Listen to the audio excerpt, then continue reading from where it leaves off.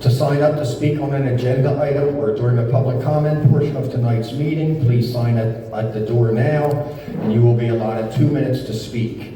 Those who contacted the district office prior to 5 p.m. last Friday will be allotted 5 minutes. Please silence all electronics devices and find your seats now. And it would help if I put my new glasses on so I could actually see what I'm reading. And we're not going to recommend my iPod to anybody.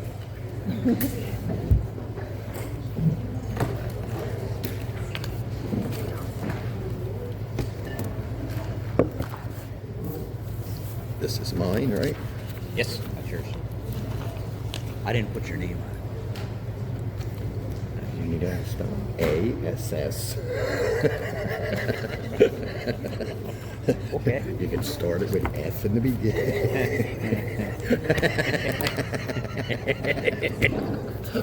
Oh God, we're getting thrown off the board. Oh. They're going to haul us away. Haul us out of here. Oh, I'm gonna have George fill in on that.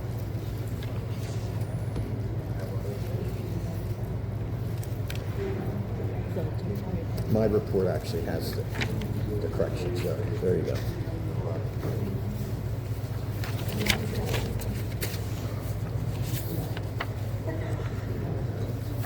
We're missing Michael. Yeah.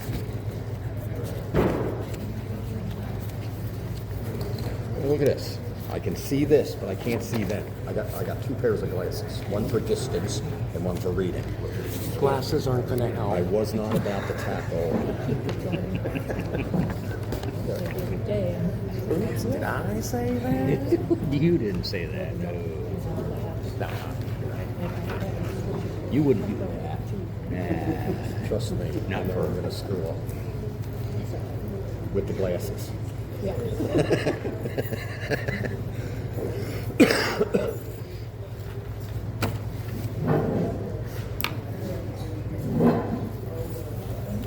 Who are we missing? We're missing Michael, right? Yeah.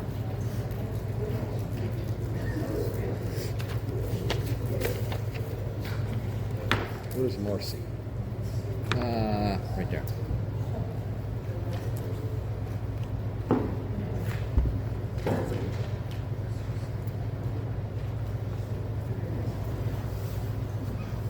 You're making your... Thank you.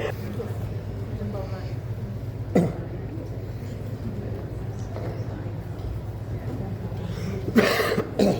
on, get that fur ball up. What's that? Get your fur ball up.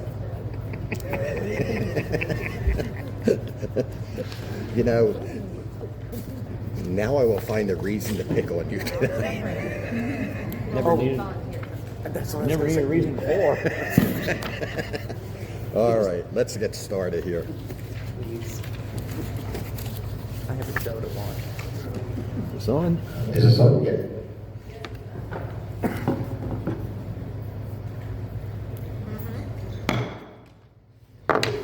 On behalf of the Rainbow Lakes Estates Advisory Board, welcome to the February 20th, 2025 Advisory Board meeting. As a courtesy to others, please silence your cell phones and other electronic devices. If you need to take a call, please step outside. Talking or outbursts from the audience during the meeting will not be permitted. Please take seats if they are available. Board members and guests, if you wish to specifically call upon and speak with an individual in the audience during the meeting, please address the chair first. You do not need to address the chair to speak to other board members or to anyone from the public who is addressing the board during the agenda or general public comment portions of the meeting. This board has not allowed in the past, nor will allow in the future, personal attacks or insults against Rainbow Lakes Estates staff, advisory board members, or community volunteers. Please keep your comments appropriate. We're going to start with the invocation. Holy One, known by many names and beyond all names, thank you for every seat that has been filled here today, for each mind and heart that fills the presence of this room. We thank you. Only you truly know what we are setting out to accomplish today. We have an idea, a vision, hints, and daily instructions. We have talents, abilities, and time to work. However, only you can see in perfect detail the end of every beginning, every project, every season, every life. Nothing is ever in vain, for even mistakes and missteps are used for good. Your righteousness transcends all our efforts and understanding. Forgive us for our pride, the pride that puffs us up, and the pride that threatens to unqualify us. Strengthen our confidence in who you have made us to be. Set us free from comparison in order to work together efficiently. Bless this meeting today, all those present, all the residents, volunteers, and employees of Rainbow Lakes Estates, as well as the lives of those we will encounter afterwards. Ready us to make every moment count. Amen. Please stand for the Pledge of Allegiance. I pledge allegiance to the flag of the United States of America and to the republic for which it stands, one nation, under God, indivisible, with liberty and justice for all.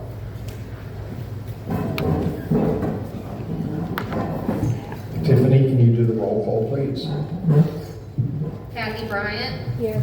John Connor. Here. Michael Hassenfeld. Alan McKay. Here. Dallas Siblin. Here. Dan Wilcherson. Here. Okay. Before we go on, I have a couple of announcements here I want to make. Changes in board assignments as follows. I'm assigning Kathy Bryan as a representative for Recreation and John Connor as a representative for Buildings and Grounds. I am temporarily assigning George McKay to represent Roads along with his current position as Public Safety until we fill the currently vacant advisory board seat. Advisory member reports. Board members are required to submit typewritten reports to the RLE staff assistant, Tiffany Richardson, prior to the end of each meeting, so these reports can be attached to the board minutes. Okay, that's my announcements. Okay, next is, if I'm correct, do we have anybody speaking for agenda items? Nobody on agenda items. Okay, nobody here for agenda items. Okay, I need a motion and a second for approval of minutes for the January 16th, 2025 advisory board meetings. Any questions concerning these minutes? Yes. Go on. I reviewed the minutes and I have found them to be incomplete this time. We are still missing report 3B from those minutes. Who was 3B? Oh, staff report. Pam, or your staff, can you submit your reports into the minutes? Yeah, please.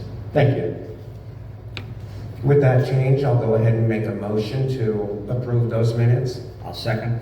All in favor? Aye. Opposed? Motion carries unanimously. Okay, on to advisory committee reports. Vice Chairman, Public Safety Representative Alan George McKay. Thank you, Mr. Chairman. Fire and rescue incidents for January were medical, 49, and fire, 6. That includes miscellaneous. The total is 55 for Station 14, which is the RLE station. There were a total of 4 fire dispatches. Regarding traffic signal installation, I received the following from Kevin Marquez, professional engineer. There have not been major updates at this time. We continue to work on design of the new traffic signal. His current focus is to complete survey efforts in February and then proceed with design accordingly. As Mike mentioned in the past, the biggest difficulties here will be relocation of utilities and dealing with the railroad conflicts. We expect this to be a long process, 12 to 18 months. For the good news, we have set aside $500,000 for this signal in our fiscal year 26 budget, which begins July 1st, 2025. What this means is that construction of the project should begin as soon as we get the design and utility relocation completed. And that's 12 to 18 month timeline as mentioned above. That is good news. We try to get things done as quickly as we can, but as you know, government moves slowly. And when you push them, they move even slower. And on a more somber note, we have lost one of our treasured citizens, Dave Sheldon. Dave was the president of the RLE Crime Watch and did so for many years. He served our community with pride and kept a tight ship. I worked with Dave for a short time, but in that short time I grew to like and respect him. He was a no BS kind of guy, and I cannot help but respect that. I'd like to request a moment of silence in his memory.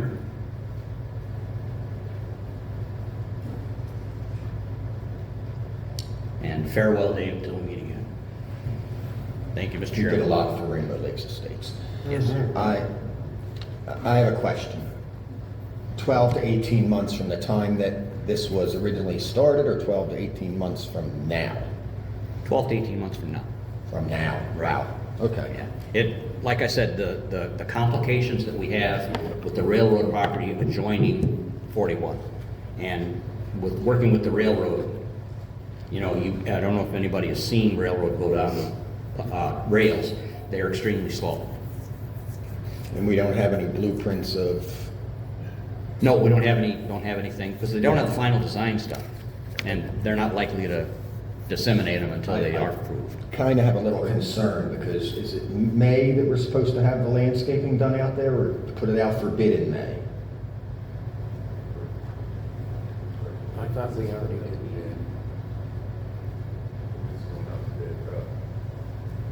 Zach, Municipal Services Operations Manager.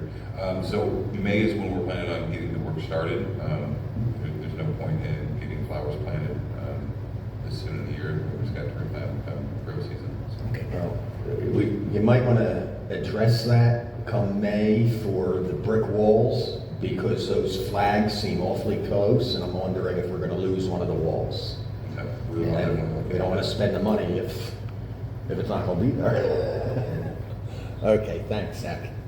You're welcome. Okay, go on, George. Okay, that's all in my report, Mr. Chairman. Thank you. That's it, you're done? Okay, Buildings and Grounds Representative, John Connor, but I don't assume you have anything. No, not tonight. Next month. Okay, Code Enforcement, Michael Hassenfeld is absent. Levy County Representative, Dan Wilshusen. Okay, for code enforcement, we don't have anything really new in the back. There's been quite a few questions concerning a pair of modulars that came in on 126th. The research has been done on those. They are modular dwellings, and they are permitted and legal. The only thing I can do is, at this point, I've had a couple of other people that have still contacted me with their concerns and questions on it. The only thing that I can do on the Levy County side is submit a complaint form, which will then go through code enforcement. But I'm getting the information from code directly that they are permitted and, according to zoning and ordinance, are completely legit. People keep trying to call them trailers. They're not trailers. They have no chassis. They are structures that were brought in on flatbeds and then put on blocks, Right. and then anchored down according to Florida building code. So that's where we are with code. Road maintenance, the sand abatement on 136th and 105 is done. And there are no new updates on the rough roads that I'm still monitoring that relate to new construction. We have, I believe, three, I want to say three, but really not a third one yet. Three new builds that are sitting on two-track roads. So I may need to have Pete come out and take a look at those. I know he's already been here, but we may need to do something so we can have that added to our budget for next year. So, and then the last item that I have here is public safety, and currently there are no issues on public safety in the Levy County area. Right. Yeah, what people don't realize is modulars are permitted in both portions of Rainbow Yes, Lakes Estates. yes. And they have to meet a certain criteria that has to be submitted with the zoning and the buildings department. So, because I know we had an issue with one on Ivy, Yes. Yes. Right. All right. All right, moving on. Recreation Representative Kathy Bryant. I don't know, do you have anything for recreation? Do you have anything for buildings and grounds, since you just skipped out on that one? No, because I saw the plans for the building. Okay. All right. That's coming up in the meeting, right? What's that? The plans for the building, Yes. For, community center. yes, yes. Okay. I'm sorry, I can't hear you. Can't get anything by you. I'm sorry. So what's happening, Kathy? It's a pain. The Fibercraft Society meets on Saturdays from 12 to 3 at the Creative Arts Center. They do knitting, crocheting, other fiber activities. You can contact Jennifer for any information, but mostly they work on their own projects. And what was it you said? It's just the time for extension, but. Yeah.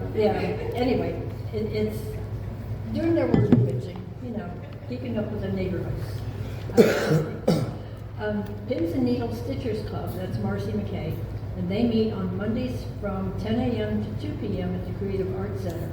Currently, they have 10 members with a prospect of 3 or 4 new prospects. Concern is for the occupancy allowance for the building and the space for the tables and the members to work. Hopefully, the occupancy allowance can be adjusted. Remember, that was so small. Yes. The Poker Club meets on Tuesdays and Thursdays from 11 to 3 at the Creative Arts Center. Larry Hoffman can answer any questions you have for them. New members are always welcome. The Women's Club gathers at the Community Center Complex at 10 a.m. on the 3rd Wednesday of the month. Currently, they're going to lunch. They also are considering other activities. Nancy Krause can answer questions on that, and new members are, of course, always welcome. The Domino Club meets on Friday nights at 7 p.m. at the Community Center Complex. That's here. Contact Angel Cohen for more information, and new members are welcome. The Tater Talk Tuesday is from 10 a.m. to noon at the Community Center, which is here, for the little one, and is free and open to the public. Pickleball is every Monday and Thursday at 8 a.m. at Seacliff Park, and that is also open to the public and free. The Youth Center is open Wednesday and Fridays from 4 to 8 p.m. There's a nominal charge of $5 a year for residents and $10 a year for non-residents. Kayaks are available to the public for rent Mondays through Fridays from 8 a.m. to 4 p.m. Rental is $25 for the first hour and $5 for each additional hour. I have photographs of the equipment, the individual items, at the fitness center. The building is very spacious and clean. Registration appointments for the Rainbow Lakes Estates residents are available on Wednesdays. Currently, the annual yearly fee is $25 for 1 year or $50 for 2. You contact the district office to make that appointment. It is only open to residents of Rainbow Lakes Estates. March 18th, from 6 to 7, the plant swap is open to the public. Bring a plant and swap a plant. It's actually a lot of fun. In January, we had a spaghetti dinner, which was a great success. March the 21st at 6 p.m., there will be a meet and eat lasagna dinner for Rainbow Lakes Estates residents. It's a great way to visit with your neighbors and enjoy a free dinner. I hope to see everybody there. Volunteers are needed to help with recreational activities. It does require a level 1 background check, which the fee is paid for by Rainbow Lakes Estates. And that's Okay. Thank you, Kathy. You mentioned the occupancy Yes. of the buildings. It's very low. Can we get a fire marshal out here to inspect all these buildings? Chad Ricker, Municipal Services Director. We actually have, we spoke to the fire marshal about the occupancy, Pete on Zach's team, and they are coming out to take a look at it. So was that next week? Next week, the fire marshal is coming out with one of his inspectors, and they're gonna be inspecting the building to let us know what the occupancy needs to be. Is he just inspecting the Creative Arts building, or he's inspecting? That's what he's coming for, is to inspect the Creative Arts Center. He did give me some occupancies,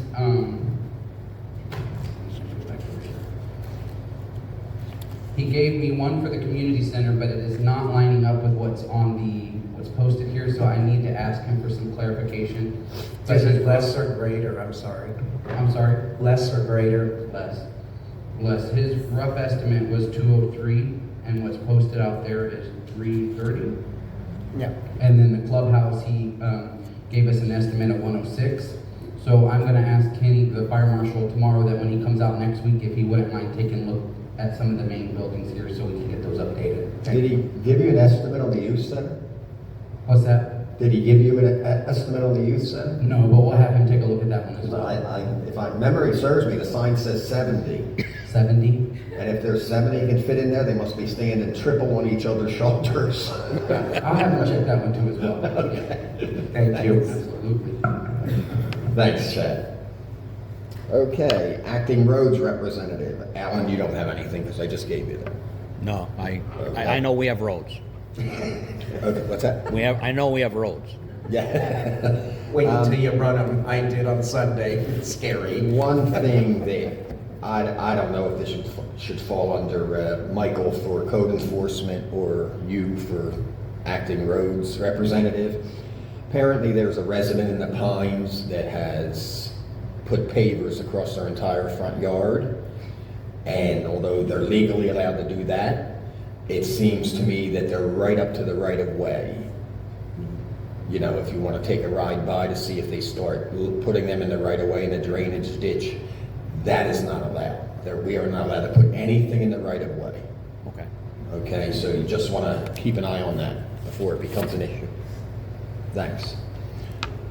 All right, that's it for our advisory committee reports, and now we move on to our staff report. Pamela Spacuzza, Rainbow Lakes Estates Community Center Supervisor, who's hogging all that candy. You stole my candy. Apparently not well enough. So our projects, the chairs and tables for the community center have been received. As you can see, we've got some set up in the back. We are having an issue with the table covers because they're not the same color, so we're gonna have to go with a different color. Those are burgundy, but the ones we got after that are pink.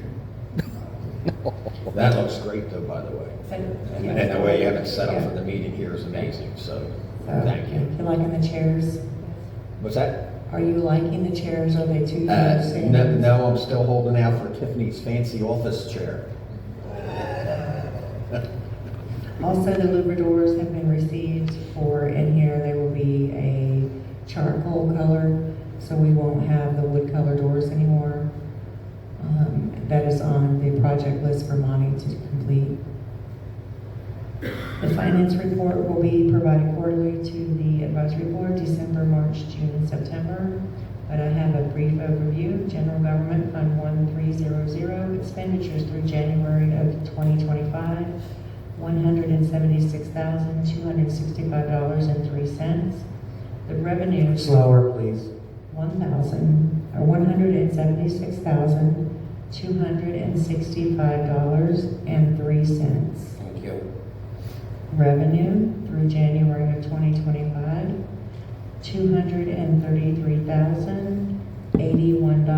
$233,081.01. I'm good with the pennies. Recreation, Fund 1301, expenditures through January 2025, $52,330.90. Revenue through January 2025, $97,746.68.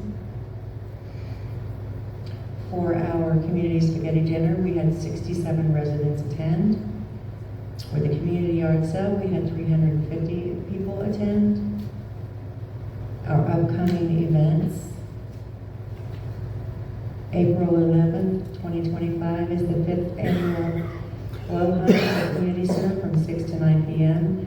We will be hiding 2,500 eggs and need volunteers to help stuff them starting at 3 p.m. And all board members and volunteers have received their assignments. Miscellaneous items. For 2024, there were 38 boat permits issued and 9 to non-residents. In 2025, so far, we've issued 2 boat permits, 1 to a resident and 1 to a non-resident. We are continuing to advertise the 2025 Fall Crafts Festival. That will be on November the 8th. We have 29 total registrations requested, 19 for vendors and 10 for food trucks. We have received 8 payments back, 6 inside, 2 outside. We have purchased shrubs and grasses for the community center complex. Gardening day will be Monday, February 24th from 8 to 12, and we're still looking for volunteers. That is all. Hey, Yes, sir. thank you, Pam. Excuse me. Oh, I will have a question on status of the car show. We have not received any applicants. And so what are we doing with that? Tomorrow, we'll have a staff meeting to discuss. Sorry, I can't hear you very loud. Tomorrow, we'll have a staff meeting to discuss, but it looks that as of right now, it's going to be canceled. I'd also like a status on the dock. I was here Sunday, it doesn't look like anything's been done with the caps. And I'm noticing that more of them are missing. More of the caps are missing. We have Yes. not replaced the caps. Okay, or have they been ordered? We have caps on hand, Okay, but we have not replaced them. okay, thank you. You're welcome. they've never been replaced? Yes, they have They been were. replaced. And they were All glued in and of them. screwed in? Yes. Yeah, they were And vandalized, they were burned and When they couldn't kick, if you remember last month, I reported that when they couldn't kick the stanchions in, they got mad and burnt the caps. So we have not replaced them. We're really gonna have to discuss getting some better camera out there and prosecuting, because it's time. We cannot keep repairing the damage that these people are doing. Chad, you have something to say? I do. I'm gonna get with IT and see if we can get us a game camera that is legal for government to use, and see if we can't put it out there so we can at least monitor or get some kind of picture, Right. Something. something. Okay, thank you. And a sign out there, smile for the camera. any deterrent at this point would help. I just wanna see them locked up for damaging the property. Mm-hmm. No. It's about time. Perhaps mommy and daddy paying the bill. Yeah, good luck. Special. All right, that's it for the reports. Special committee guests, we have Chad Wicker, Municipal Services Director, Katie Burton, Municipal Services Community Manager, Zach Jacobson, Municipal Service Operations Manager, and Lieutenant Bullwinkle from the Marion County Sheriff's Office. And for some reason, I don't have your name on this list. And I didn't have Zach's until a few minutes ago. Okay, so anybody have anything they want to say? Am I on or? Yeah, turn yours. There we go. Can you guys hear? So no trending crime still out here. We did get the report from Pam, which I'm not sure who reported it to you about the Little Bonneville Lake and I guess the trash and maybe some beer cans. And the deputies have gone out there. They haven't caught anybody out there yet. And I'm thinking that it's just more of a weekend thing. If you guys, I don't know if anybody lives close to that, but also if you know that it's going on at the time, if you'll call us when it's going on. Sometimes it's hard to catch them if we, don't know, or I can have them come out there and do security checks, but if they're not there at the time they're there, then that doesn't really help. The camera that you guys were talking about, even if you don't have the camera yet, put the sign up that says smile for the camera, even if there's not a camera yet, because that might be a little bit of a deterrent until you get the camera. And then we still received some speeding complaints, the same ones. beach, marine, I forget the other one. But, you know, the deputies are still out doing traffic stops. You've probably seen them. They're out here doing them. So if you have complaints, I ask that you call it in. If it's an emergency, call 911. If it's not an emergency, then call the non-emergency, which is 732-911. But other than that, we haven't had any issues. Dan, don't you live out that way? Further out, no. Further out, but yes, it is on my rounds. I was out there Sunday, I didn't see anything. There were visitors out there, but that is a park. Yeah. So you have to be cognizant of that as well. But I didn't find any debris or any damage or anything like that, so there was nothing to report on that. That was the other thing, Pam. Did you get the, that trespass authorization passed from the different parks? It is on my desk signed, I'll get it to you. Okay. Okay, got it? Okay. Give her some more meat, give her some looks. I'm gonna veer off here right now. I believe that Marcy McKay and the Quilting Club, is that what that's called? Have a presentation for the lieutenant, so if you ladies would like to come up there, and gents, if there's any guys in that group, if you'd all like to come up here and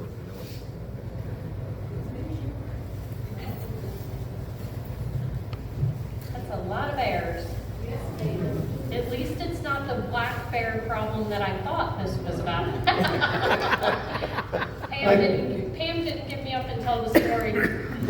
hi Pat. My neighbor. I might need a big bag to put them all in. Is this on? You have to turn it on. Turn on. Switch right here, yeah. There we go, okay. Last month, I took and I reported that our Pins and Needles Stitchers group was wanting to take and do something for charity. Well, we decided that charity begins at home, and rather than make something and ship it to someone that's going to go to another country, we figured that we would leave stuff right here in the community. I talked to the lieutenant and asked her if she would like some bears for in the police cars for, you know, when they have a call that asks for, you know, has a child. And she said she'd like 10, because she had 10 cars. Well, we had a really good time making bears and cats and critters, and I think we have close to 40 for you. And I'll use them. So I'd like to introduce you to my sewing sisters here. This is Mary Sue Stever, Pam Cummins, Barb Ellison, Brenda Browning, and Judy Brown. This is just a small portion of our group. I think right now we're up to 11 members, and I have 3 more that are going to be joining within the next week. That's amazing. Yeah, we're doing good. So we'd like to take and give these to the lieutenant for her to take and distribute as she sees fit. And maybe we can take some pictures at Pam, another time. Can you take it? Oh, there you go, Chad. Chad's got pictures.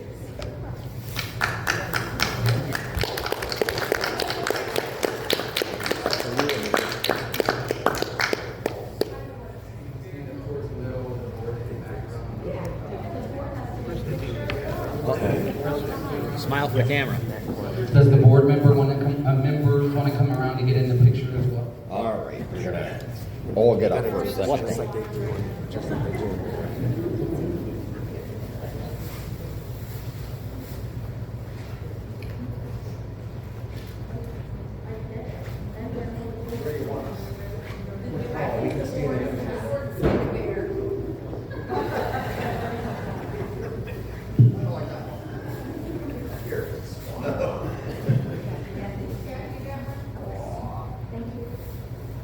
Everybody got there? All right, everybody's got it there.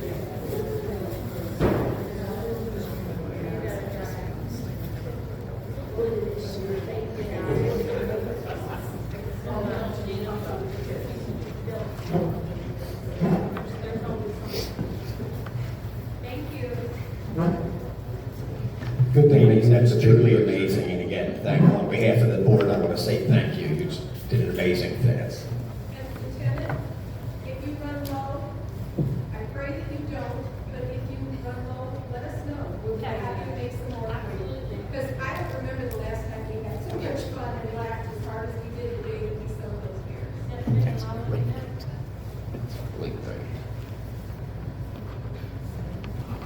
Okay.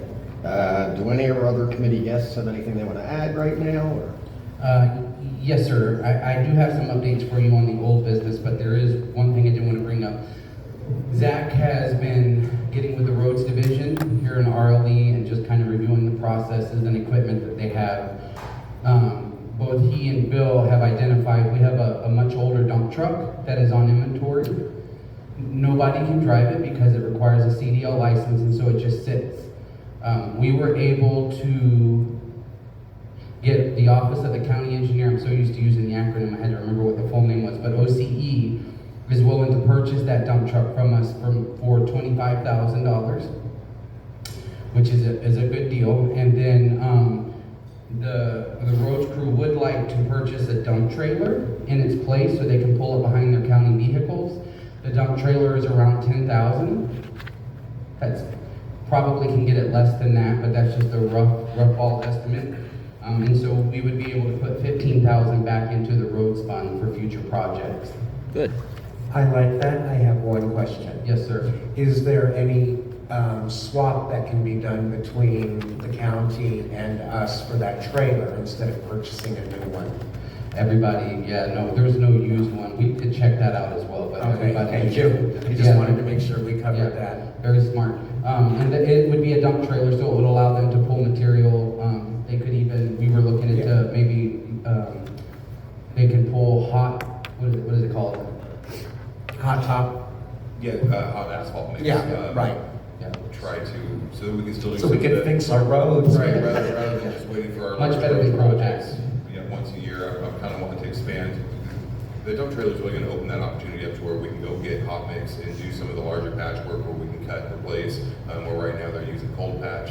Correct. Which Does a not very- last. It's a very temporary fix. Correct. And there's a handful of places where the roads as a whole are in good shape and I can't really justify overlaying them, but they have sections, especially in the radiuses that really need some attention. What I'm working towards is try to kind of expand what our roads department is doing here in RLE, where they can now start doing some of the larger projects that are kind of between our big road projects and what they're currently doing. I appreciate that very much. I really, really do. So unless the board can see any issues that we're missing, that would be not a good idea for the community, that's how we want to proceed, is doing that swap. About the trip, Selling it to OCE and then purchasing the trailer. do you need a vote for that, or? I don't need a vote, but I do want to make sure I have board consensus that you guys feel like Yeah, that. I'm fine. I would, if we had to vote on it, I would make the motion to proceed with this, this exchange, this sale. I would second it, yeah, I agree, it's. All right. I just need ACA approval, and she's already given me a tentative approval, so I just want to make Do you sure want you it guys. via a vote?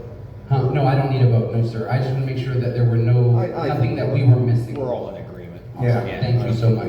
Thank you for Thank bringing you, that to guys. us, Chad. Thank you very much. Thank you, Chad. Anybody else? Katie Burton, Community Manager. I do want to update you on our open requisitions. Pam and I conducted interviews between last week and this week. We have great candidates, multiple great candidates. So by the time we meet again, we should be fully staffed is the intention. We're making job recommendations tomorrow for our candidates. So. I am so happy. That's- Can you tell? Yeah, it's always a problem, because what happens when we lose a rec person, because this is what, the third or fourth we've lost, all our rec stuff shuts down. And like with anything, even in business, once you start shutting the doors, you lose the people that are coming to these places. So Yes. hopefully we can retain some of these people. We had excellent candidates for both rounds, really, for the part-time and the full-time. So that was an upside from what we've seen previously with the part-time applications coming through. So, yeah, looking good. Great. Thank you, Katie. Thank you. All right. That it for the special guests? I can update you a little bit on where we're at. with Zach, is your Clubhouse. microphone on? Yeah, maybe a little closer, because that worked a little So the clubhouse remodel, as we mentioned last month, we're working at a two-phase kind of process on it. We're going to do our abatement first and then do our remodel. We did get all of our bids in on Tuesday for the abatement. Low bid came in at $7,530. We should be getting our NTP date on that, I would say, in the next week. And then the remodel bids are due next Tuesday, or this coming Tuesday. So we'll have that number. And once our abatement crew is done, we can get them in there and actually get it pretty again. And thank you very much for sending over those plans. Absolutely. That was, I understand that they weren't exactly correct, but I wasn't looking for exact. And I have to say, I do like the concept that they have in there very much. I think that will work exactly for what we're trying to do. And that's what we were hoping for. So glad we got your approval. Okay, and that's the clubhouse? Yes. sir. Yes. Okay.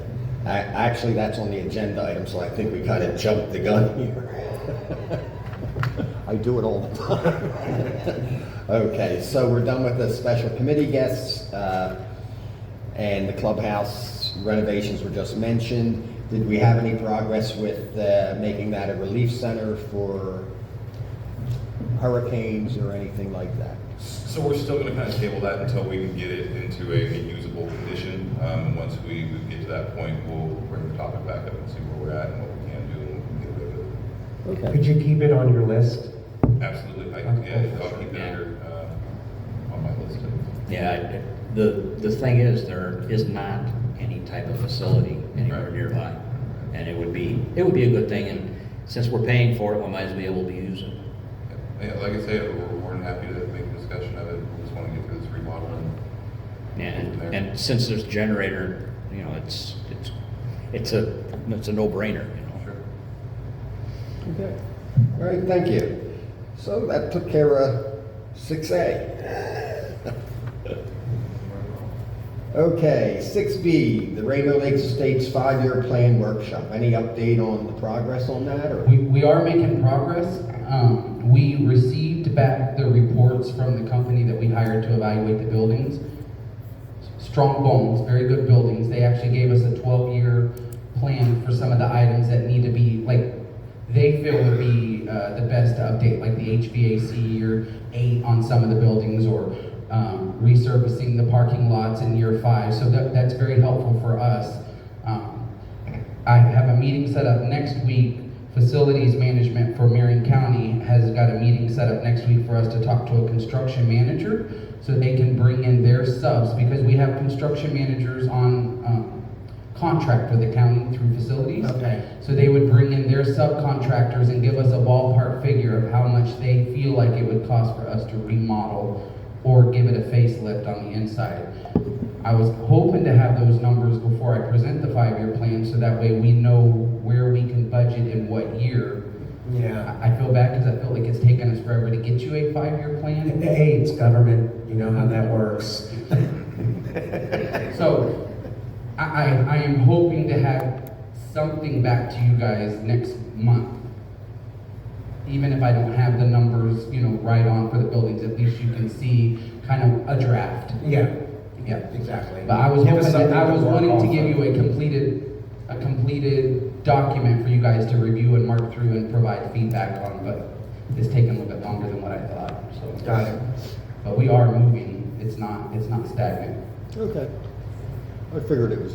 absolutely. And if you wanna sit down and talk with me about the reports, I'm available and willing to sit down and talk with.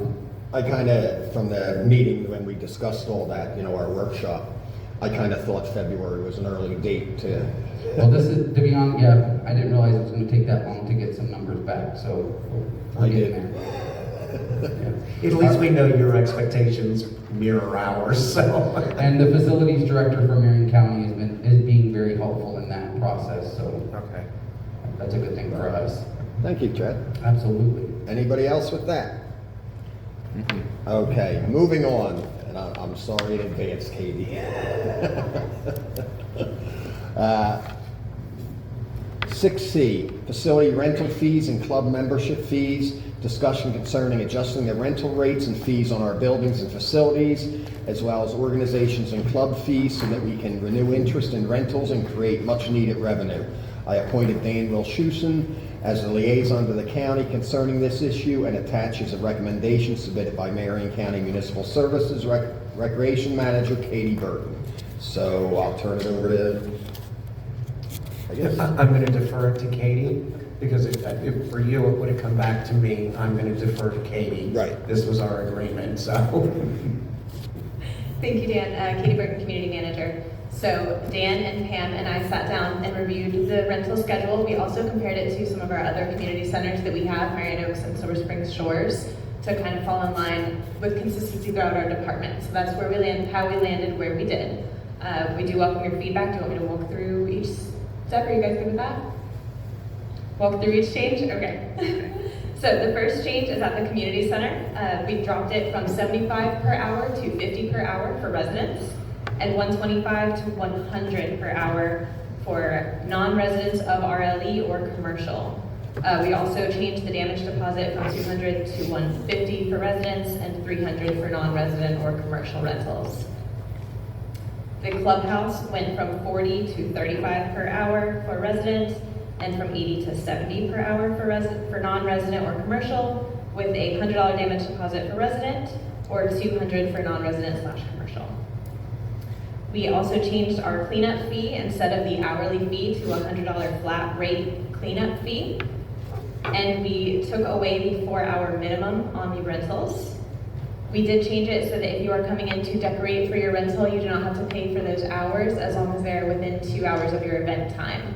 If you are coming in at 8 in the morning for your 4 p.m. event, you're gonna have to pay for those hours. But anything within 2 hours of your event time, you do not have to pay for as far as setup. Security is the 65 per hour plus the 65 one-time charge. We don't have an option with that currently because we do have to have security for some events. Once we're fully staffed, that's something we can absolutely revisit and intend to. But while we have low staff and do need security, that is the charge. And that is tied into the contract chair. So it doesn't Correct. give us a lot of wiggle room. The contracted price is the contracted price. Correct. All right, moving on to the youth center. It is still $20 per hour for residents, and then $75 damage deposit for non-residents or commercial. It is $30 per hour with a $75 damage deposit. We did take away that 3-hour minimum because I'm a mom of young children and I don't want to have a 3-hour birthday party for my kids. For the gazebo, it is free for residents. However, if you are renting the community center, you do have to let them know you plan to use the gazebo so that it's not taken during your event. But it is free for residents to use, $50 for non-resident or commercial use on that reservation. Seacliff Park pavilions have not changed. They are still $25 per hour with a 4-hour max. For non-resident, $50 per hour with a 4-hour max, both $75 damage deposit. Now, that damage deposit is refundable after your event. However, it does actually get deposited. We do not just hold your check. That is actually deposited money, which led to our choice to drop it for residents, because we believe that is a perk of being a resident and paying into these assessments, is that you're not losing significant amounts of money when you're doing an all-day rental. Questions? Not for me. I will say it was a very productive conversation with Dan and Pam. It was a great afternoon. You did awesome. Thank you. Okay, I have a few things to bring up. Okay. I've reviewed the proposal submitted by Katie, and I do have some changes I would like to suggest. I'm going to go one at a time to get the board's opinion. The damage deposit. Having the deposits differ between residents and non-residents, in my opinion, gives the perception that we believe non-residents are more likely to damage our facilities than residents. Chair, It is could you speak my clearly into the suggestion. microphone? What's that? Thank you. It's on, right? Yeah, but we couldn't hear you. Oh, okay, damage deposits. Having the deposits differ between residents and non-residents, in my opinion, gives the perception that we believe non-residents are more likely to damage our facilities than residents. It is my suggestion that the damage deposits be placed at a flat rate of $300 for the community center and $200 for the clubhouse for both residents and non-residents. Keep in mind that these are damage deposits and do get returned if no damage occurs.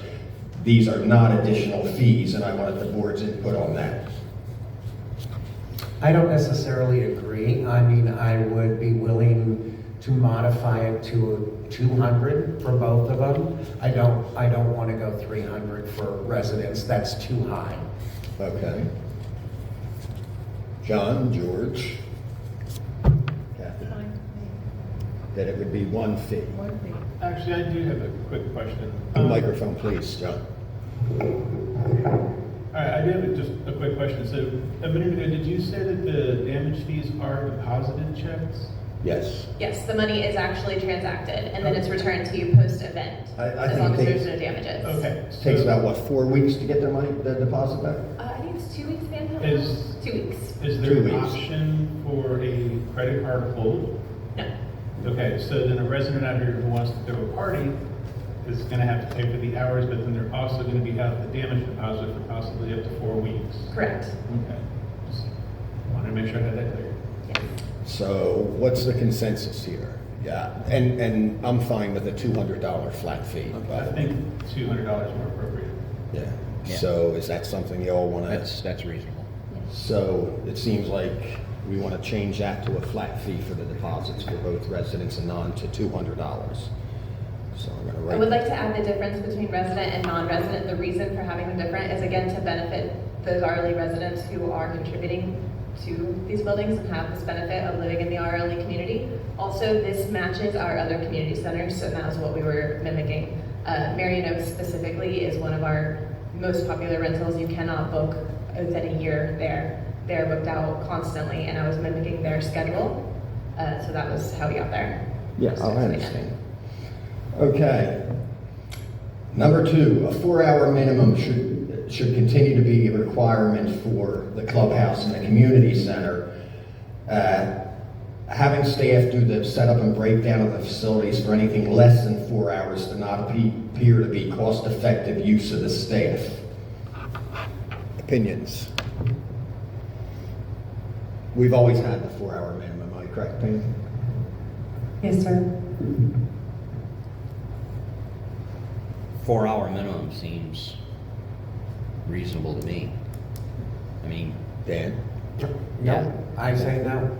So you're in agreement we should stick with the 4-hour minimum? That was consensus, or? No, I don't agree with it. I think that it needs to be flexed because you're locking me into a 4-hour minimum plus the deposit and say my event doesn't take 4 hours. I'm still out that money. That's a lot of money for me to be out and waiting for refunds because I didn't achieve a 4-hour minimum. And the rate, the hourly rate, now I get my cleaning deposit back, but if I don't use the full 4 hours, I still lose my 4-hour minimum. I don't know that we've ever had an event in here. Our events, typically they rent for 6 hours minimum. Yeah, we've never had. And that's why it was changed because that would be, there a 4-hour minimum would be fine. But if we want more rentals, I think that we need to look at varying the rates. And that means being flexible in our hours. Not all events are gonna be 6 hours. Well, we're Not not all 6 events hours. will be 4 hours. I disagree. And that's fine. I disagree. So what do the other board members think? Chairman, if I may, I do want to remind the board the reason we're here is because during your 5-year workshop, it was brought to our attention that your rentals have actually flatlined. So Right. where you used to have high revenue in rentals, we don't have that much anymore. So we're looking for it to be more affordable. I understand and agree that we also have to make sure that it's beneficial for us to spend staff hours setting up and breaking down, but we also want to make it more affordable for the single mother to have a party here, or, you know what I'm saying? We want to make it more affordable to the citizens as well, so they will want to rent out our facilities. So I want the board to keep that in mind when you're discussing this. Right. So what? Additionally, once fully staffed, the staffing is much less of a concern than it's been historically, so keep that in mind as well. So what are y'all thinking? We know what you're thinking. I think we should be flexible. because that's a lot Flexible. of money for people to put out, then with the deposit that they're not gonna get back for 3 to 4 weeks. That's quite a bit. And if it costs that much, it's gonna deter people from wanting to come and use the facility. Flexible? Yeah, All right, so then we leave that as it is. Mr. Chairman, Mm-hmm. is it $200 damage for the community center and $200 damage for the clubhouse? No, that wouldn't make sense.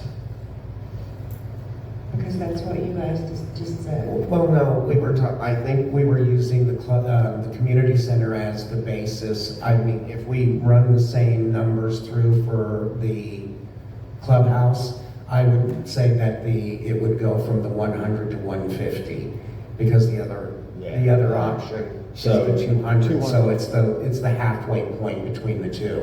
So the community center is $200 damage deposit and the clubhouse is $150? Yes, ma'am. What's it say here for the clubhouse deposit would be? Basically, you're dropping the deposit back to what it was. You know what? I would actually say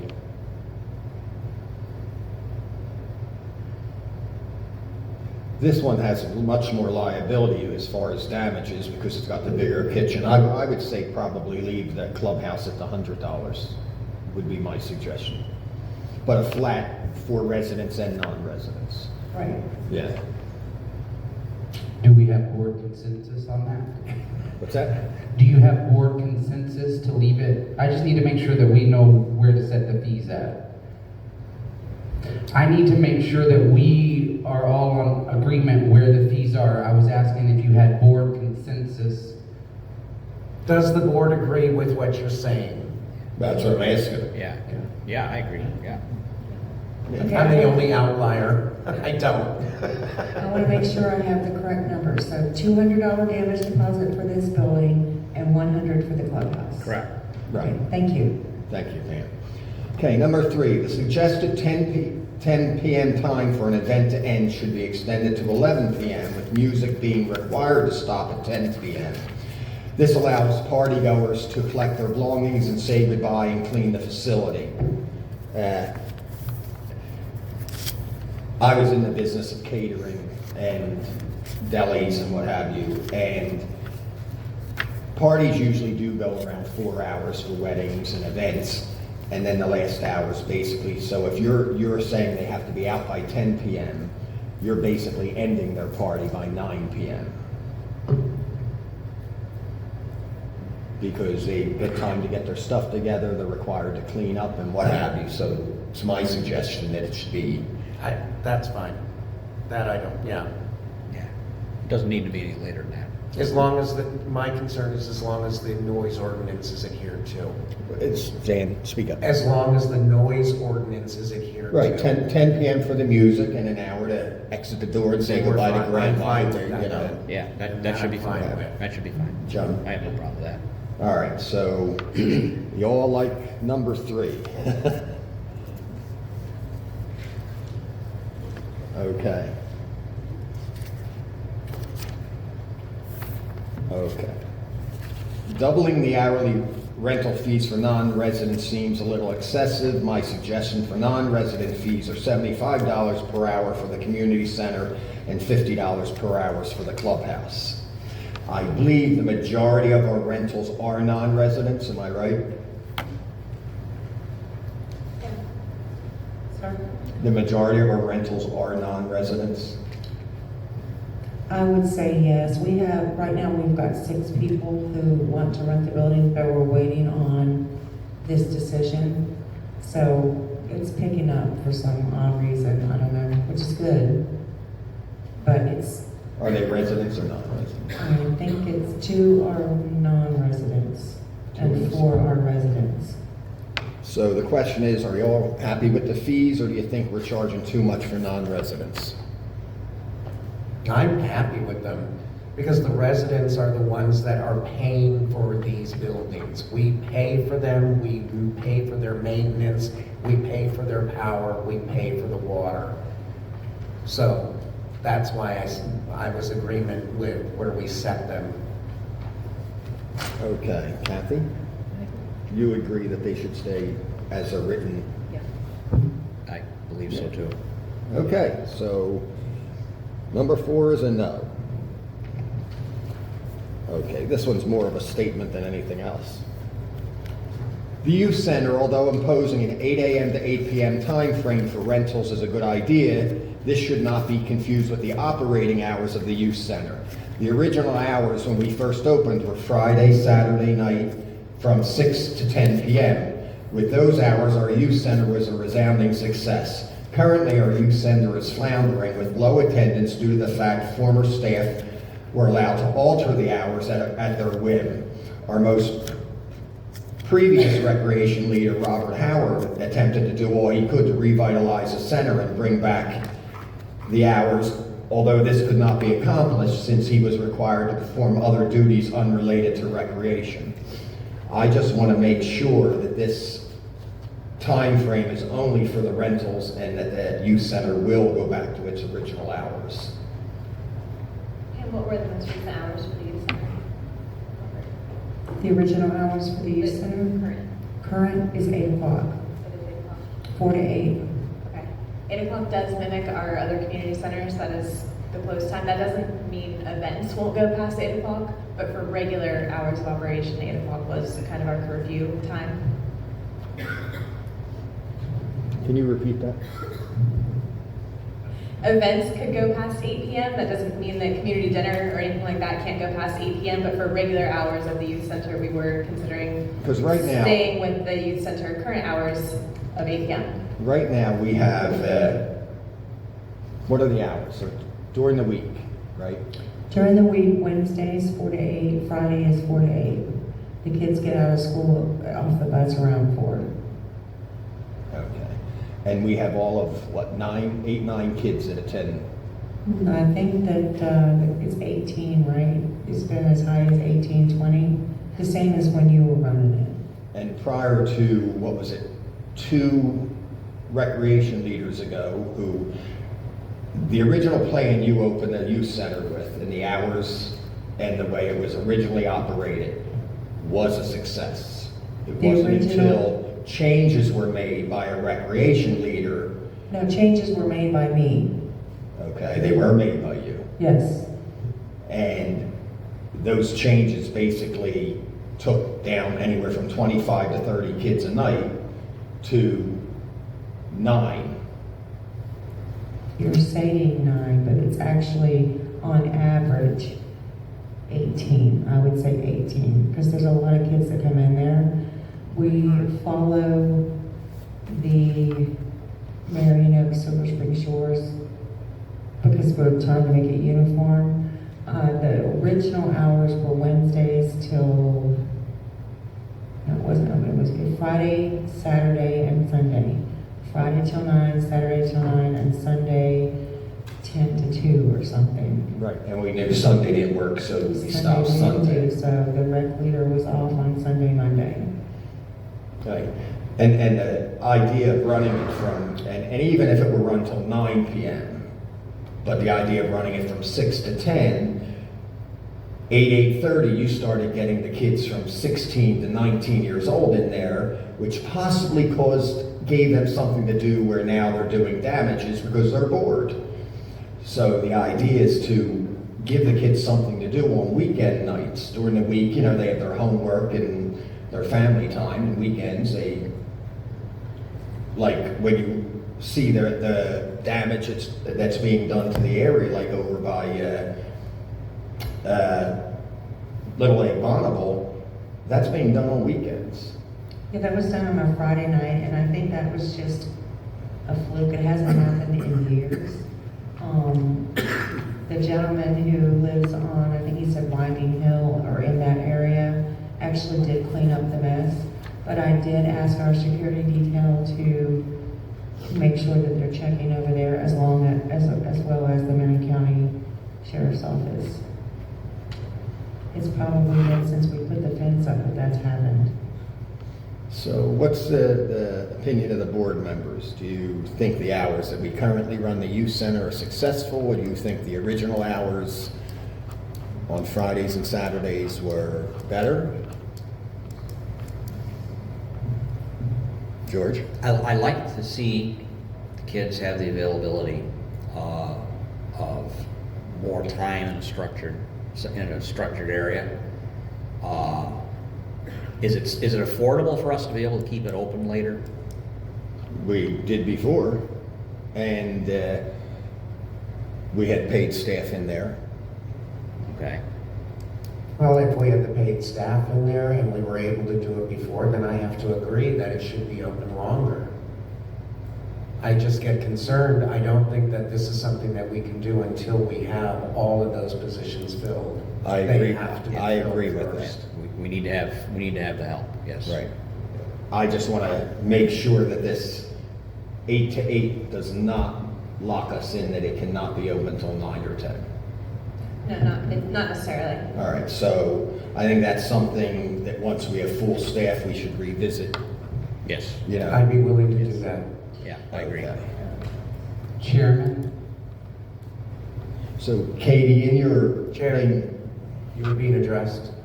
right here, sorry. Oh. Hey, I wanted to bring back the board to the no rentals past 10 p.m. The reason we put that in there is because we are a little concerned that if it's later in the evening, so if we stop the rentals at 11, that means my staff won't get out of here until midnight, 12:30, 1 o'clock. And so that was the reason why we had bumped that up earlier. I understand that it may cut their party short. I am concerned about staff being here that late at night. So I wanted to see if the board could reconsider that or maybe think about that when they're making that decision. It's just something that I'm concerned as the director for this department. I am a little concerned about my staff being out here past midnight. What are you doing at Friday and Saturday nights between 10 and 11? Answering emails, I guarantee you. That is a consideration that, you know, we should consider Yes, as thank well. you, Chair. Another consideration is even with full staff, every hour that they are here past 8, 9, 10 p.m. is an hour they're not able to do recreation during the week. So we do have to cater to the most population. Okay. That's a good point. Thank you, Katie.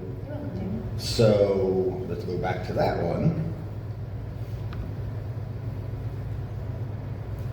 So are we going to reverse that idea and just leave it that it ends at 10? I think financially and to better benefit the community as a whole, I'm talking about staff. so am I. To benefit the community as a whole, I think we need to keep it at 10. Yeah, it doesn't need to go any later than that. And we can always Really? be lenient and say you have until 10:30 if it's the last rental of the day to be completely out. Okay. All right, so we'll leave that one as you have it then. Appreciate that. Thank you very much. The staff point makes sense. Very Okay. much so. Gazebo, since we charge residents for the pavilions in Seacliff Park, I believe it would not be unreasonable to impose a $25 fee for residents. I would also like to see a package arrangement created that would include some type of benches and artificial floral arrangements so that we can make a gazebo more attractive as a venue.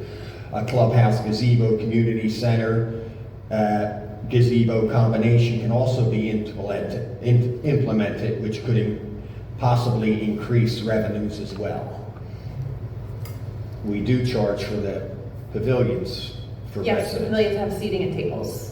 Gazebo does not, as you mentioned. Dan, actually, we had this conversation too. We talked about the chairs and tables at current without providing those things. I think it's fair to have it as a free for residents. Obviously open to feedback on that. We did discuss the possibility of purchasing seating in the future. If there was a need for it, it is something we can revisit. Right now, there doesn't seem to be a need that justifies the cost of that for us. If there is a large event out there for a wedding, people are most likely going to rent their chairs or their flowers Right. that they want. So I don't know that that's our business. I'm not a wedding planner personally. But it is something we're open to feedback on. Well, I understand the issue with chairs is they would sink into the ground. Right. But there's a possibility, and we do have a buildings and grounds guy that could even possibly build them if he has the talent, benches without the backs to them that would not sink into the ground. So I think that we need to look into doing some kind of a package with the benches and what have you. This is fine now, Yep, but understood. And then Yes, if there's a some kind market of- for it, we can absolutely visit that. some kind of, you know, they get a special deal if they rent the gazebo and want to get married out there versus and use this kind of thing. So I think we should look into the price of benches or having them built. Damn. We can do that. Could you kind of, I know you're like an amazing shopper. Could you look into benches? Sure. Thanks. Okay. Moving on, the Rainbow Bridal Room. Are there fees as it relates to this portion of the facility, either packaged along with the hourly rental or separate? It is included with the rental. So it is included, no Yes. additional fee? Okay. Correct. That's included. It's not mentioned in there, Okay. so if you could. Sure, maybe yeah, make we can these little specify that it does changes that include. we're asking for, if that could be mentioned, so it's clear. Sure. Okay, final thing, I see nothing in the proposal concerning club fees or youth center membership fees as I had requested.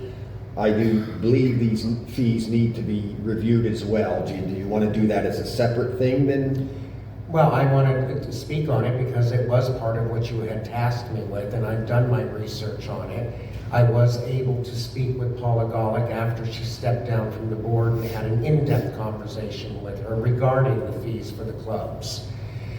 The concern is that the current fee rate, although I still feel it's a little low, her concern was that to raise it would constitute maybe people dropping from clubs. However, after stating that, my concern still is the youth center fees. Those have not been raised since the youth center opened. Which is 7 years. Exactly, and we're still charging $5 per person, per child, to go in. Now, I did discuss this with Pam in the office, and I was kind of shocked to find out that it's not just the kids that get charged, but the parents. And we had a discussion about that, and my concern is that we do need to raise the fees on the youth center. Bar none, there's new equipment in there, there's work that's been done in this building, and we do not have the funding coming in to offset those expenses. However, the concept and idea of charging a parent to go in when we have a stipulation that if your child is under 12, the parent needs to be present. You cannot charge that parent for that. So I think that that's something that we need to discuss amongst the board. My recommendation would be that the youth center fees be raised $5. I think we should go 10 per child. I don't think that's unreasonable. And I think for outside our community, it should be 15. But I don't think that if the parent is required to be present for their child to be there, that parent should also pay a fee. That I don't agree with. They're complying with our request, why would you penalize them? I agree. I agree. That's my I recommendation. agree. As far as I club agree. fees go, I think they need to stay the same for I right now. agree that the club fee should stay the same, and I agree with what you just Okay. said, actually. So I think we're going to separate this, and I'm going to put Tiffany on the next agenda. Could you put youth center fees? And is that, you all happy with that? We'll discuss that at the next.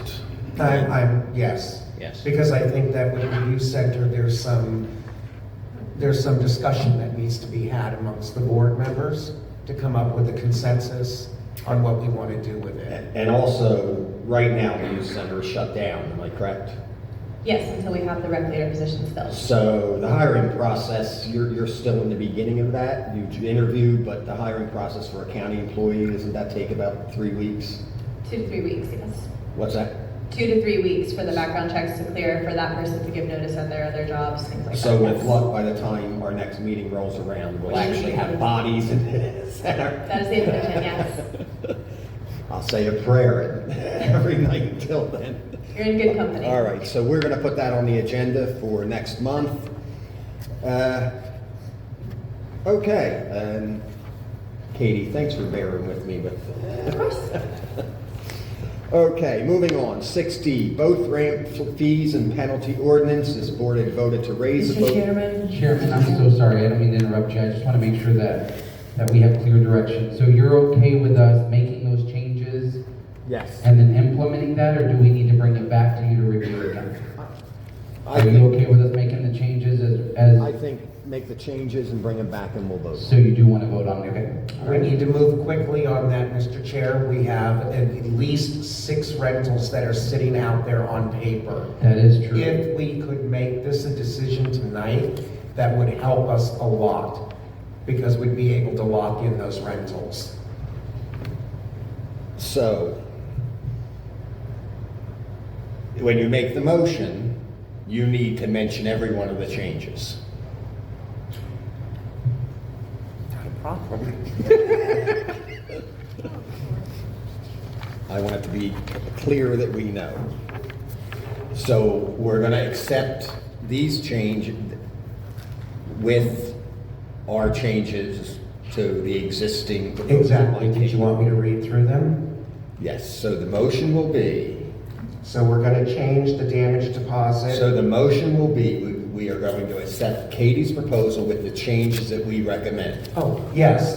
What I would say is that I would like to make a motion to accept the current price changes with the edits that were discussed at this evening's meeting. Thank you, Dan. Do we have a second? I'll second that. Okay, do you want to read off what the,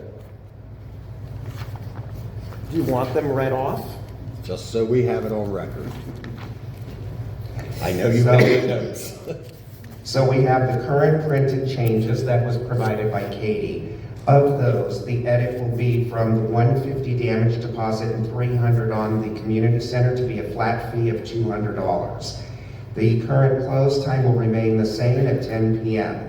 As far as the hours for minimums, they are gone, and those will remain at flex. Correct. For the clubhouse, the modifications or edits are on the damage deposit, and they will drop, instead of being 100 and 200, they will be 100 across the board.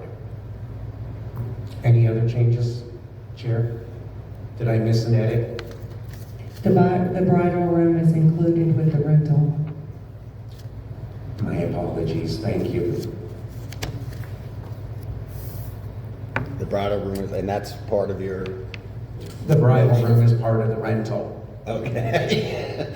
Do I get a second on all that? I'll second. Kathy, seconds. All in favor, say aye. Aye. Aye. Opposed? Motion carries unanimously. Thank you. Get them Katie. rented, please. So that helped you.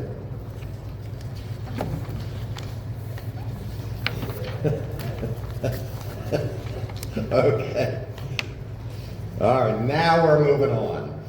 6D, boat ramp fees and penalty ordinance. This board had voted to raise the boat launch permit fees and change the ordinance so it would have several penalty phases for violators. The recommended fees seem to be excessive based on information obtained after this approval that was given by Paula Golick. We need to discuss new fees and penalties and investigate the legal procedure to have a recommendation adopted by the Marion County Board of County Commissioners and implement it. Do we know Chad, did we find out this process? Oh, no, I thought that went to legal. Did legal get back to you? No, so we have to go through legal. That would require changing the ordinance. The ordinance as sits is $1 per year for residents and, I scrolled too far, I'm sorry. $50 for non-residents for the year. And the penalties are up to $500 fine or imprisonment not to exceed 60 days. And that's what they're recommending, or? No, that is how the ordinance stands currently. So we would have to change that ordinance based on the direction that you were requesting that we change it. How much is it for residents? $1. And that dollar is only to essentially have the residents have some skin in the game to require them to retrieve their decal from the office so that we can track usage. And it does give, again, benefit to the RLE residents who are paying into the funds. Thank you. So, does anybody, because we had voted to raise these, Mr. Levitt had put that in, and the fees were quite high that were recommended. Again, we're talking about the fees for the boat ramp, which is something that these residents in here pay to maintain. As Katie said, the only reason why we charge the $1 is to have them come and get their decals so that we know that they are residents using their facilities. That's it. If it's somebody from outside, yes, they pay the higher fee. So I don't know where you want to go with that. I mean, This board had recommended raising the fees and voted on it and approved higher fees. So are you saying you want to reverse that? well, yes, I would, because the fees that were initially discussed are way too high. John? I know I'm new here, but I completely disagree with raising the fees. So as far as I know, the only access to that lake is the boat ramp on Tiger Lake? Right. Okay, Correct. is the pass-through between Tiger Lake and this lake still open? Can you Yes. actually get a boat through it right now? Yes. Such Okay. as it is, yes. Well, I know sometimes it's not, that's why I'm asking. You can't put jet skis in there, correct? Okay, so you can only put small fishing boats, right? Correct. Okay, and kayaks. Like a canoe, small boats like that. Well, So, they claim that you can't put an airboat in there, but if you read the law, you can put an airboat in there. I'll see an airboat there would actually be better than a lot. The airboat has to, two issues. You can't, it's gotta be, the noise level can't be more than 50 feet away, and it cannot be an airboat that's designed for speed. Right, well, I'm not really concerned about that. I just don't think we need to raise the rate because, you know, the residents out here, we're not the richest folks in the whole wide world, you know, and it's a beautiful lake, and if you guys start raising those fees, people are gonna stop using it. So, or they're gonna go out there and use it without. Okay, paying and again, you're both missing the point that we voted to raise them. Right. So if you don't want to, if you want to reverse that, I will need a motion and a second to reverse the vote this board already made. I will make a motion to reverse what this board already voted on them. As far as pertaining to The fees being increased. And I'll on the second. boat rate. Do you Do I want to know have a what the second? fees were increased to? What's that? Did you want to know what the fees were increased to? Just Go for ahead and reference? read them for the record, that would be a good idea. So this is from September 15th of 2022, boat ramp fees 6B. Someone stated that the boat ramp permit fees have not increased in 30 years. These fees should be paid by everyone. In the past, people have used the ramp without paying. Levitt suggested that new prices be $50 for annual resident permits, $100 for non-resident annual permits, and $35 for non-resident monthly permits. Discussion followed. Motion made by Levitt, seconded by Setzer, to set the new boat ramp fees to $50 for annual resident permits, $100 to non-resident annual permits, and $35 for non-resident monthly permits. Motion carried with Golick opposed. I think that the fees were too high. Yeah, definitely. Exactly. I'm not saying that I don't think they should go up more than $1 that hasn't been raised since 1988, but those fees that were approved were excessively high. And we found out after the fact, thanks to our former board member, that we're higher than the county fees. Exactly. And even then, I mean, those county fees pertain to pontoon boats, day cruisers, so on and so forth. You're not going to find that on these lakes. No, they won't. And that's why I think that the fees that we're currently charging are sufficient for what we launch here. All right, so make your motion again. My motion is to reverse the vote that was done in Pam. Sir, Date of vote, please. September 15th, 2022. September 15th of 2022, reverse those and go back to the originals. That's my motion. Okay, I need a second on that. I'll second it. Okay, seconded by John. All in favor? Aye. Aye. Opposed? Motion carries unanimously. So the fees stay what they were. All right, that is the end of that. Moving on.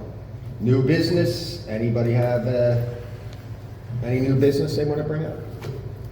Oh, Lord, here he goes again. Ruh-roh. You knew I had to do this. I'm not quite sure how to bring this to the board, so forgive me if I use the wrong terminology. I think that it's time that we address an issue that has been brewing out here for a while. And it was brought up again during the meeting that I had regarding the rentals and club fees. There has always been a disconnect between Marion County and Levy County residents. My job when I sat down at this board was to eliminate that line from within our district. We are one. However, that being said, thanks to the graciousness of the district office, the Levy County people have always been treated the same. We do not pay our same. We do not get charged a recreation fee. This needs to be addressed. So I would like to raise a resolution to this board that if you want, we can vote on it. But I think that this is something that we need to address, and we need to ask Marion County to please move forward with whatever steps are necessary to begin charging those recreation fees to the Levy County residents. Okay, Dan, I'm in agreement. I agree. What recreation facilities, though, does Levy have? We don't have a park there, we don't have anything. There is no facility currently in Levy County, although I am trying to work with Marion County on acquisition of land to put a park in Levy County. And what we're running up against is that it's very difficult to get those purses to open when there's no revenue stream coming in. And again, I say, for 50 plus years, the district office has seen to it that all residents are treated the same, although they do not pay into those fees. This needs to be addressed. We want one district. We need to be treated all the same. That means taxes, that means benefits. I agree. I've said agree. that for Yeah. years now. So should I make a motion? I think you I should. think you should. Then I would like to make a motion that our MS director please proceed with this and let us know what steps we need to take as a board to see that this is rectified once and for all. I will second. All in favor? Aye. Aye. Opposed? Motion carries unanimously. Tiffany, could you see that on the next agenda, that this is placed on there about the fees for, and Chad, you could come with updates for us. I may be able to provide you with an update. I don't know how much I can give you in 1 month, because the process for that is I'm gonna have to get with legal. Right. I'm gonna have to get with administration. Administration's gonna have to get with the chairman of the Board of County Commissioners. Once anyways, all of that has to happen, and then it has to go before the Board of County Commissioners. So you can put it on the agenda if you want. I don't know how much of an update I'll have in 1 month, but so you're all aware, it's a huge conversation for us to have in a lot of processes, but it is But something it is I one that do, needs to be I'm addressed, fully aware. especially now. I do agree with you absolutely, 100%. I'm fully aware it's gotta go through you, up to legal, Marion County Board of County Commissioners, then it's gotta go over to legal in Levy County, then go to Board of Levy County Board of Commissioners. We're not talking that this is gonna be even implemented this Okay. year. All right. But, you Yeah, know, absolutely. Yep, we will definitely get with administration and see if they want to proceed to the chair, but absolutely. Yeah, right. as you know, I have had just conversations with the Levy County BOCC as well as Levy County Legal, and I have also gone and spoken with the assessor's office. And they all feel like they're on board with that? I mean. They're waiting for Marion. Okay. I'll relay that message to Marion. Thank you. Thank you. Levy County has been very accommodating. Absolutely. Pretty much anything that they've been approached with, even the zoning and what have you. I absolutely agree with that. It will help your recreation division out, so. Right, and, you know, because quite often, and I'm sure Dan has heard this too, because I've heard it from residents over here concerning recreation, concerning roads, and the fact that you hear that we should cut them loose, that's never gonna happen. It's an MSD, it's one community, so we'll definitely start that Absolutely. process. Yeah, and then when you review it, it's like we pay into everything with the exception of that one item. Everything else we pay into. Roads, we pay into. Government, we pay into. We pay into all of it except recreation. And I'm done with the push and pull with that. No, I'll relay that message. Thank you. Okay, thank you, Chad, thank you, Dan. Anybody else with any new business? Say no. No, Anything? All right, now I'm going to move to general public comment. Please state your name and spell your name for the record. You are also required to give your full address. Who we have coming up? Omar Arias. Hi, Omar. good evening. I can take these off to see you, and if I want to read Yes, them. sir. Yes, sir. Long meeting so far. I'll make it quick, so I'll make it 2 minutes out. I want to address what I believe is kind of like an informational disconnect as it relates to roads between the residents, my neighbors, and the county. As you know, I've met with county folks about this already. The current procedure. Can you state your name and address for the Oh, record? I didn't do that. I'm sorry. Omar Rodriguez, 4535 Southwest Driftwood Court. I met with both county and I obviously talked with my neighbors. So the procedure right now for road complaints, but whatever's wrong with roads goes through the office, through the RLE office. My question is, once that complaint is received, obviously a work order is generated, correct? As I understand the procedure. So after that happens, who is responsible and accountable for following through with that work order through its completion and leave it on the books or clear it afterwards? Zach, Operations Manager.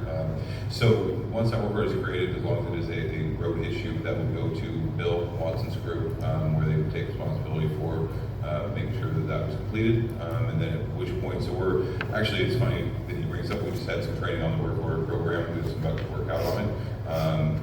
The responsibility of closing that work order out is right now kind of falling on Pam, which we're working on getting that to where Bill is able to close out his own work orders. But that's kind of the series of events once it's called in and it's assigned. Okay, for the benefit of the county, on behalf of the county, the benefit of informational benefit of us as residents, 2 things. If it's possible, if that's the procedure as you're describing, there's got to be a database of past, present, ongoing work orders, which were cleared or not, and so forth. Am I right? Yes, sir. Okay.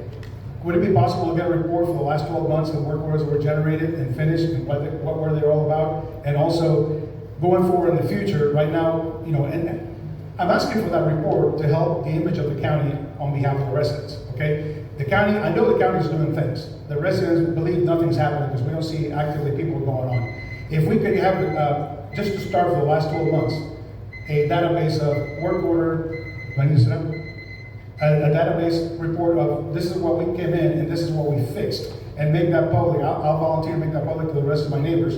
And then going forward, once you get your new roads representative, it might be a good idea to say the last 30 days, this is what's come in, this is the work orders we generated, this is the ones we have cleared, or the ones we're pending. That would give better credibility to the county as far as what are we doing on the roads around here, and everybody be better, and everybody be happier with that.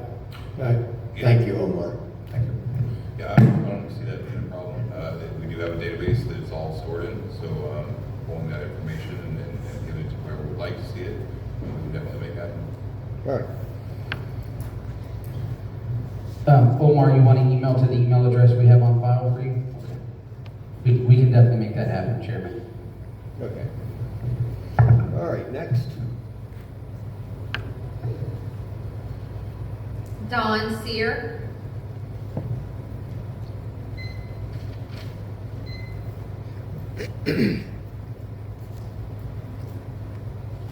Hi.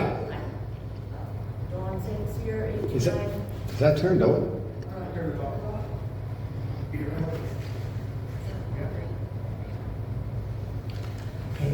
Dawn St. Cyr, 829 Southwest Big Tree Road. I want to address, when my husband and I moved in here in 1997, we had to have a house that was at least 600 square feet, on a slab and built on site. And someone told me that these bylaws haven't changed. And I'd like to know how and why not one, but two single wides are on the property behind my property. And if you said, you said before that they can be in here, I didn't know that. Do you know when it started, when you could start having single wides on a lot? There was a time, I think Pam can explain this better. There was a time that some code or zoning lapsed and a lot of because we have some single wides on the Marion County portion. Yeah, in Marion County. You know. So there used to be deed restrictions, but in 1991, those lapsed, and they started following Marion County code.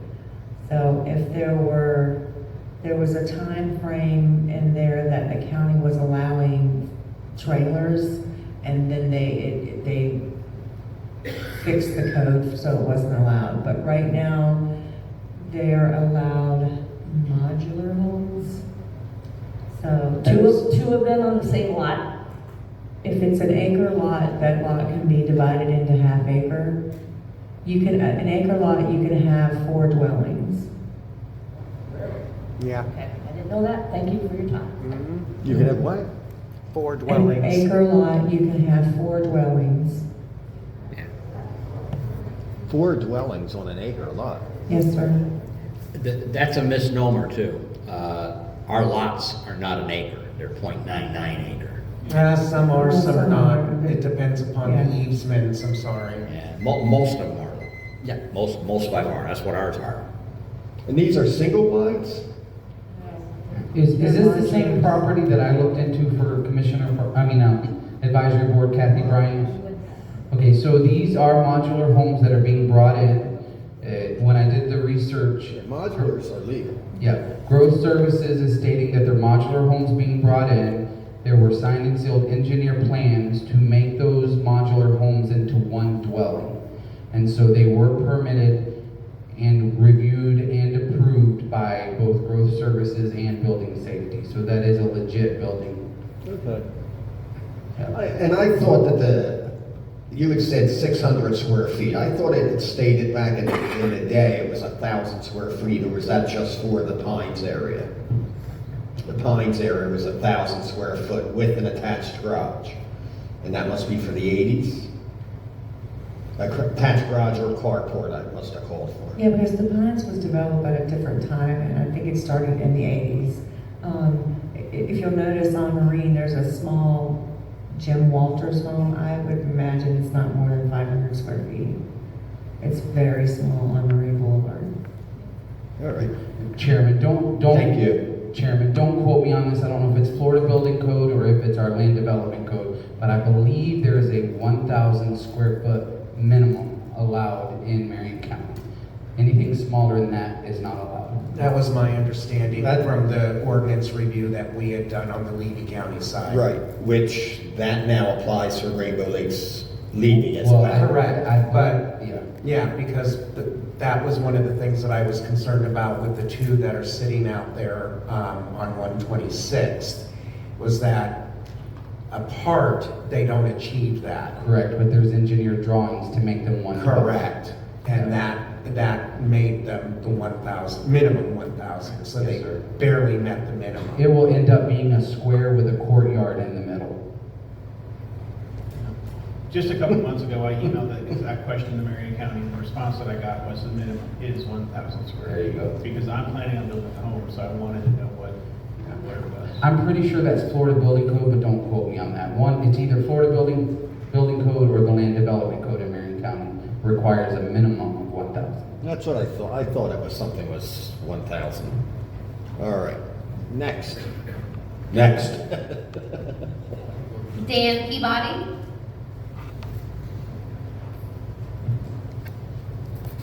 Hi. Hi. Chairman of the board, thank you for having me tonight. Really like the chairs too, appreciate that. We have some residents that have been. Sir, can you please state your name and address for the record? Thanks for letting me. And speak up a little. Sure. Dan Peabody, 3576 Shorewood Drive.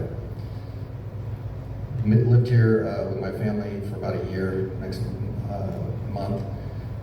We've got some residents that precede me here that I'm very fond of. They are very loud. They've got big, loud voices, but not loud enough to be heard in here on one Thursday a month, nor can they sign their name in the registry. These are sandhill cranes that we're very fond of, that live near us on the lake. Here to talk on behalf of them in regards to the airboats that are running rampant on the lake. In the first 10 months that we lived here, one happened. I called and reported it to her predecessor. He said to call him anytime I see another one. And so January 20th happened again. So I called the number, he's moved on, so I left a voicemail. Deputies were dispatched. This happened again on the 25th, both times after 8:30 p.m. This boat that came through was the same boat and lit up very brightly, came within 25 yards of an active nest. Those birds have since relocated 150 yards west. This boat also came close to my dock at night. I would probably be liable for that if he hit it in some manner. I don't keep lights on it because I don't expect an airboat coming through at 40 miles an hour, a loud one full of lights, to hit my dock. There's an ordinance, and you did mention it earlier. There is a specific Marion County ordinance that is specific to this lake. It's section 518. Prohibition of airboats and hydroplanes shall be unlawful for any person to operate an airboat or hydroplane strictly for the waters of Rainbow Lakes. We talked about trail cams earlier. We should get a 2-for-1 special, put one up at the boat ramp, and fix the sign that's already there. Thank you.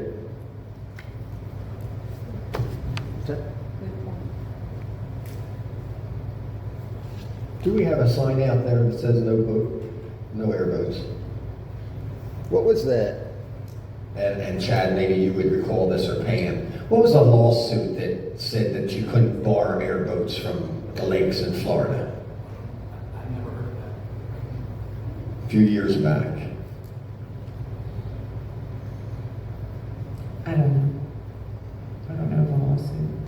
Yeah, there's some county tried to bar them or something. There was a lawsuit, so Marion County came up with the noise ordinance and the thing that says that it's has to be designed for racing. Well, not to be funny, but how does law enforcement know if an airboat's designed for racing? I don't know if you have engineering degrees. Probably have some boat guys that probably know. So. I've not heard of any lawsuit. I can ask our legal department. It wasn't Marion County's lawsuit. It actually might have been Levy County's. So But there was something that somebody sued over discrimination over airboats. Personally, I would never get on an airboat myself, but So you know. so just make sure I understand clear, there is not a law that says that they can't have airboats in here, or there is an ordinance, it's an active ordinance? And what does it say? It doesn't say that they can't have airboats. It says, section 518, prohibition of airboats and hydroplanes. It shall be unlawful for any person to operate an airboat, comma, or a hydroplane designated strictly for racing on the waters of Rainbow Lakes. Designed strictly for racing. Hydroplane designed strictly for racing. It says airboats, comma, or hydroplane for racing. So airboats are not allowed on that water? Correct. So they are not allowed on the boat. Correct. Okay. So airboat or hydroplanes that are, so that strictly for racing is the hydroplanes. Correct. So do we have a sign posted there that says? So then I stand corrected, they are barred from our lakes. We'll take a look at the signage. If there's not signage there, we will put signage up referencing that ordinance. Right. So, And I can understand the people living on the lake that don't want to have this noise in their backyard. Especially 8:30 at night, for God's sake. Only at 8:30? Yeah. I've seen boats out there at midnight. Not airboats, I hope. Mr. Peabody says there is a sign there, but it's damaged, so we'll get that taken care of. Okay, thank you, and thank you. One thing, the deputies who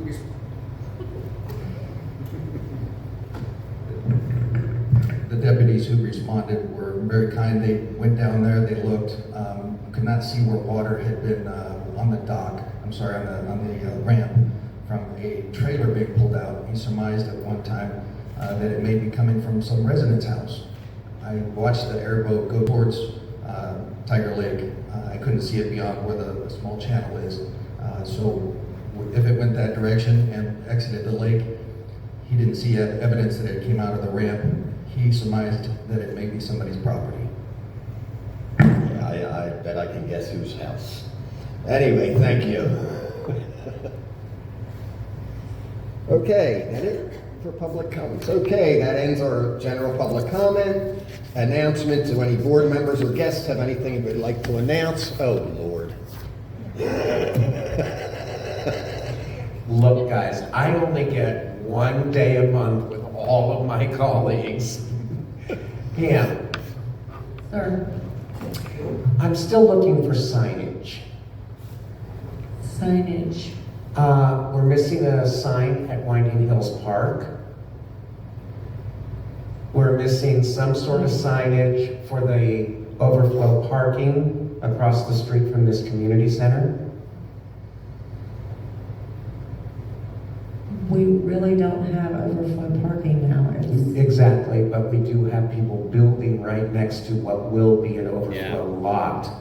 It would behoove us to at least put something out there that explains that this is the future site of that overflow parking lot. So people are aware. Go ahead. Yeah, so people are aware of that fact, and they don't expect it. Okay. And you said there's no signage on what park?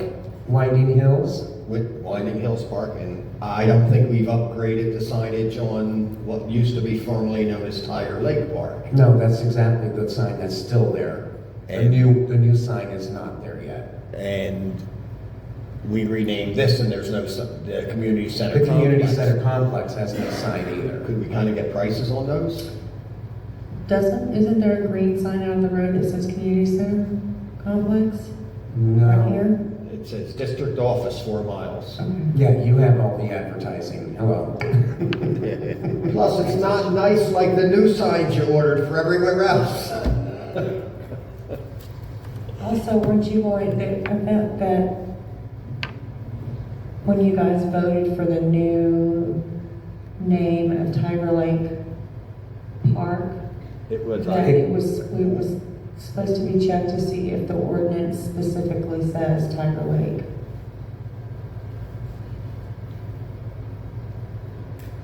But I don't remember which director that was.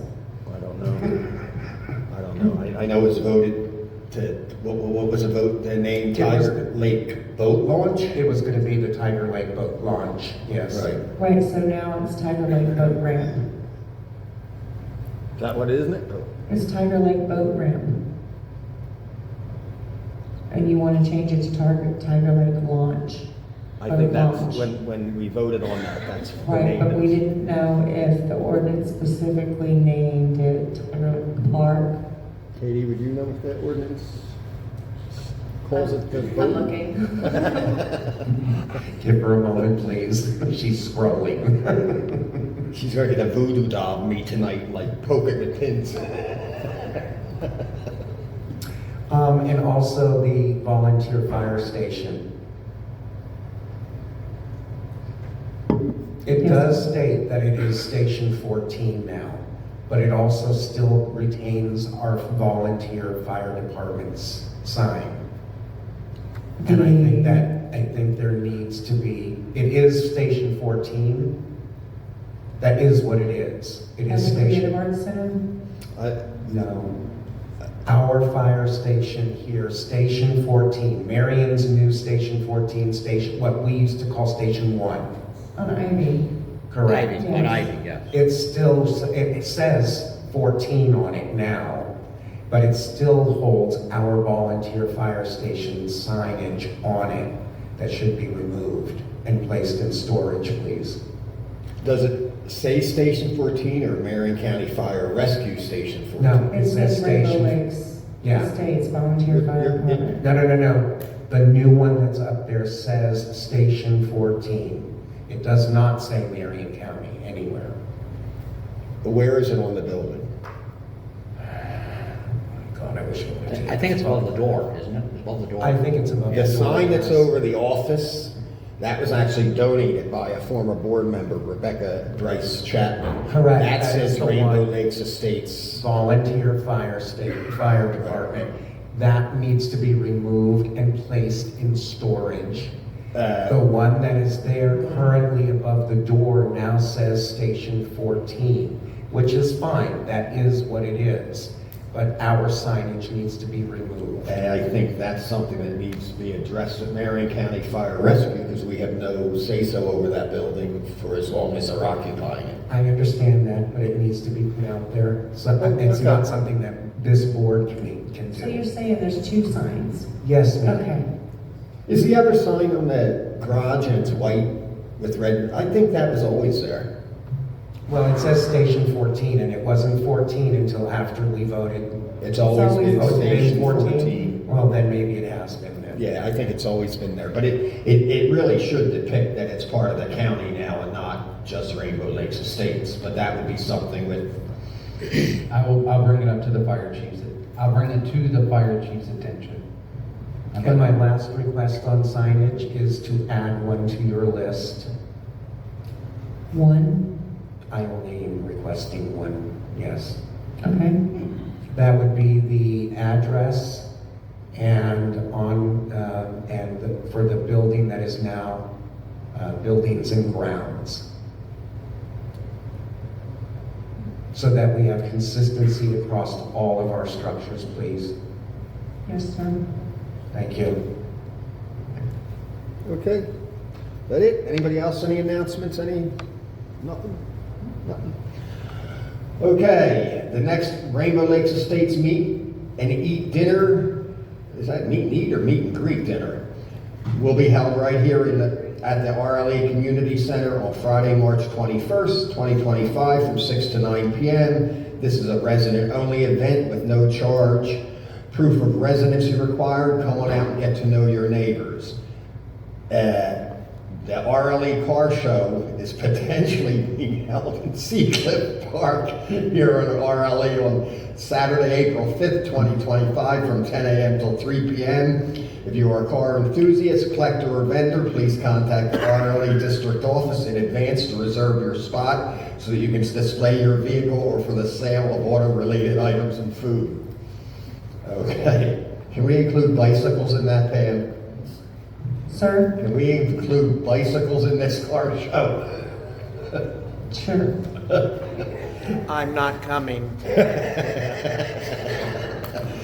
The RLE Budget Workshop will be held here in the Community Center on Tuesday, March 11th, 2025 at 10 a.m. The board respects and values input from our RLE residents, so I will be opening up this meeting for public comment. I urge all residents to attend, and I should say I will be opening up this workshop for public comment. I urge all residents to attend and let your voice be heard. Our next advisory board meeting will be held on Thursday, March 20th, 2025 at 6:30 p.m. in the community center. Thank you all for coming, and we look forward to seeing you next month. And this meeting is adjourned.